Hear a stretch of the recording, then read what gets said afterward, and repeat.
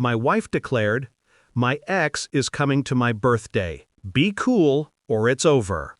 I replied, "I'll be very cool." Then I greeted him at the door, shook his hand, and said, "She's all yours, man. I was just leaving." Her party ended the moment I walked out. She said it like she was testing me, a casual bomb over morning coffee. "Ryan's coming to my birthday. Be cool, or it's over." She didn't even look up, just stirred her cup as if she was mixing poison into it. I watched her hand tremble, barely noticeable, but I saw it. She was nervous, not guilty. Nervous because she'd already made her decision. That was the morning the silence between us changed shape. It wasn't comfort anymore. It was calculation. I remember staring at the steam rising from my coffee, thinking how it looked like something escaping. Thin, desperate, unseen. I smiled. "I'll be very cool," I said. She smiled back, relieved. She thought she'd won something. That's when I knew. She was already gone, and I was about to bury what was left. Ryan. The name had lived in our marriage like a ghost, mentioned rarely, always softly, always with nostalgia disguised as indifference. Her first love, her old friend, her past. Past, yes, but not forgotten.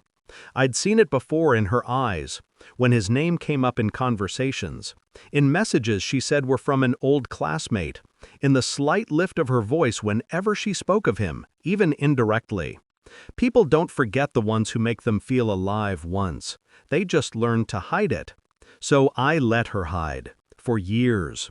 But that morning, when she said he was coming, I understood it wasn't hiding anymore. It was inviting.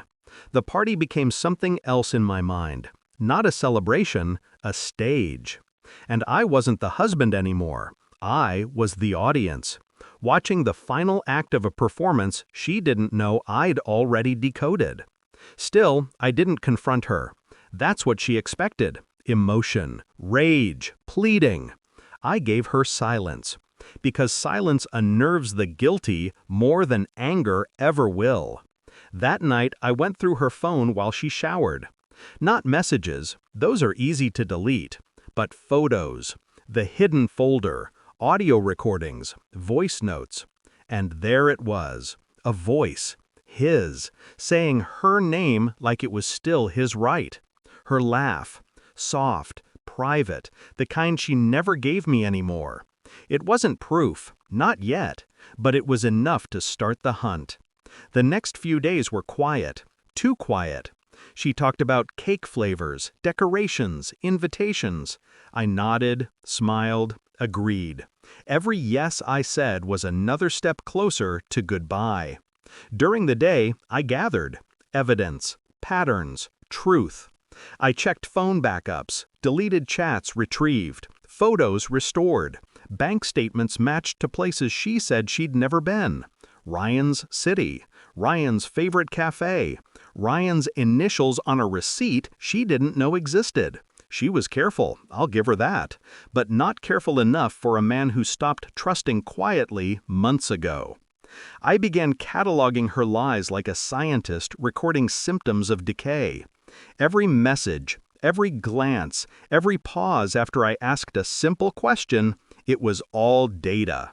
And the more I collected, the calmer I became. By the time her birthday arrived, I had everything, even the photos. One of them together, blurry but undeniable. His hand on her cheek, her eyes closed. Love captured in betrayal.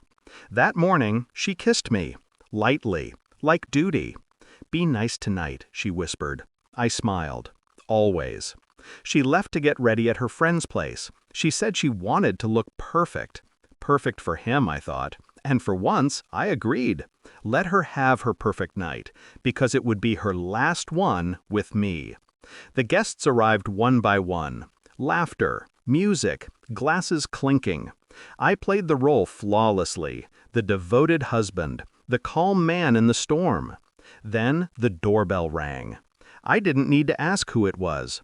Her eyes gave it away before she even turned. Ryan. He looked exactly like I'd pictured. Confident, relaxed, wearing that casual smirk men have when they know they're walking into someone else's territory and enjoying it. She rushed to greet him, hugged him longer than necessary. People noticed, pretended not to. The air thickened. I stood still, watching. Every second was a lesson in restraint. When he finally turned to me, extending his hand, I took it, firmly. "Ryan, right?" He nodded, smiling. "Yeah, good to finally meet you." Finally. The word stung, but only for a moment. "Likewise," I said. We talked, briefly, meaninglessly. He was testing me too, measuring the man he'd replaced without permission. But what neither of them knew was that the test was already over, and I'd won. Because the truth wasn't a secret anymore. It was a sentence waiting for its delivery. When the moment felt right, when the laughter peaked, the lights dimmed, the music softened, I stood up. She looked at me, puzzled. "Where are you going?" I smiled. "Just a second." I went to the door, opened it wide. The night air hit me, cold, clean, freeing. Then I turned back. Ryan was standing near her, drink in hand. I looked straight at him, extended my hand again. "She's all yours, man," I said quietly. "I was just leaving." The room froze. The laughter died mid-sound. Her face went pale, like all the color in her lies drained at once. "Wait, what? What do you mean?" she stammered. I didn't answer. I didn't need to, because as I turned to leave, I saw the guests' faces. Realization, shock, judgment. Her perfect party was collapsing in on itself. The whispers began before I even reached the door. Ryan tried to say something, stumbled over words that no longer mattered. She reached for me, but her hand met air. I walked out, and didn't look back. The night was silent. No music, no laughter, just the echo of what used to be mine dissolving behind me. I drove without direction, windows down, cold air biting at my face.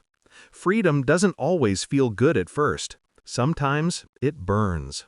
When I finally stopped, I sat there in the dark and listened. To nothing. It was peaceful, painful, but peaceful. In the following days, she called, messaged, begged for explanations. I never replied. Because some truths don't need to be explained. They only need to be revealed. She wanted me to be cool, and I was. Colder than she could ever imagine. People talk about closure like it's something you find. I learned it's something you create. With silence, with distance, with the quiet satisfaction of knowing the story ended exactly how it should. She lost her party, her image, her mask, and I lost nothing I wasn't already prepared to let go of. In the end, I didn't slam doors, I didn't scream, I just walked away. And that silence was the loudest goodbye she'll ever hear.